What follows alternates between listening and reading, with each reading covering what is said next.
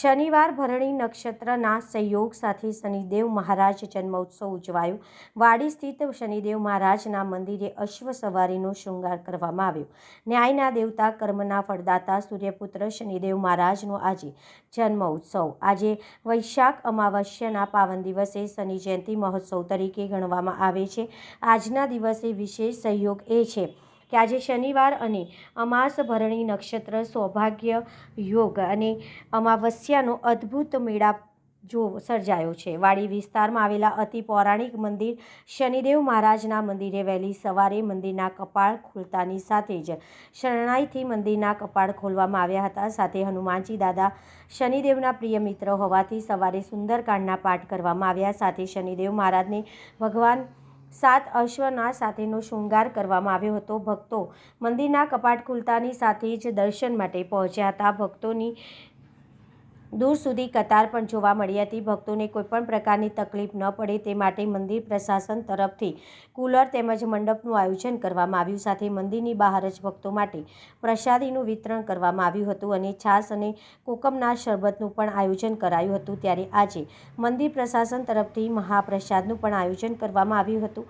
આજના દિવસે દાદાના દર્શન કરવાથી ભક્તોના કષ્ટ અને દુઃખ દૂર થાય છે। સર્વપ્રથમ સર્વે ભાવિક ભક્તોને જય શનીશ્વર। નીલાંજનમ સમાભાસમ રવિપુત્રમ યમાગ્રજમ છાયા માર્તંડ સંભૂતમ તમ નમામિ શનીશ્વરમ। અને અથર્વવેદની વાત કરીએ તો શન્નો દેવી રભિશ્રયા આપો ભવંત વિદય સંજો રભિશ્રવંતુના।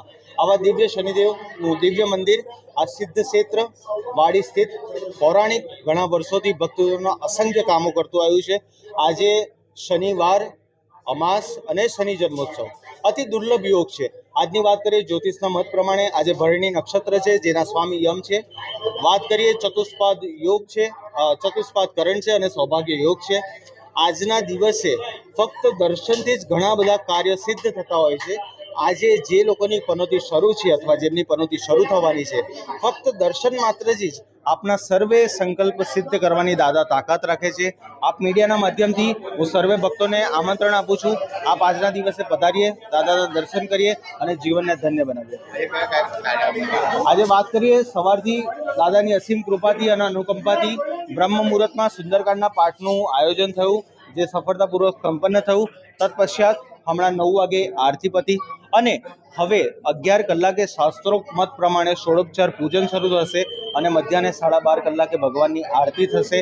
તત્પશ્ચાત બપોરે મહાપ્રસાદી છે અને સાંજે 5:30 કલાકે ભગવાનના અન્નકૂટ અને વિશેષ શૃંગારના દર્શન છે અને સાંજે 7 કલાકે સંધ્યાને સંગીતમય બનાવવા માટે ભજન સંધ્યાનું પણ આયોજન છે।